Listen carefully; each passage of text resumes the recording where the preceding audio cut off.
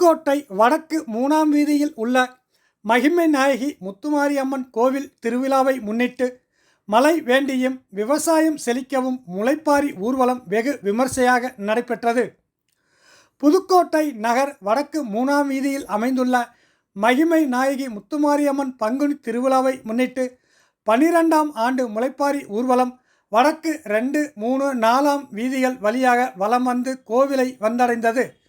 இதில் 100க்கும் மேற்பட்ட பெண்கள் விரதமிருந்து நாட்டில் உள்ள அனைத்து ஜீவராசிகளுக்கும் மனிதர்களுக்கும் நலமுடன் வாழவும் மழை பெய்யவும் விவசாயம் செழிக்கவும் பெண்கள் முளைப்பாரி எடுத்து வந்து அம்மனுக்கு காணிக்கையாக செலுத்தினர். முளைப்பாரி திருவிழாவை முன்னிட்டு அம்மனுக்கு சிறப்பு அபிஷேக ஆராதனை செய்து வெள்ளியால் அலங்கரிக்கப்பட்டு மகா தீபார்த்தனை காட்டப்பட்டது.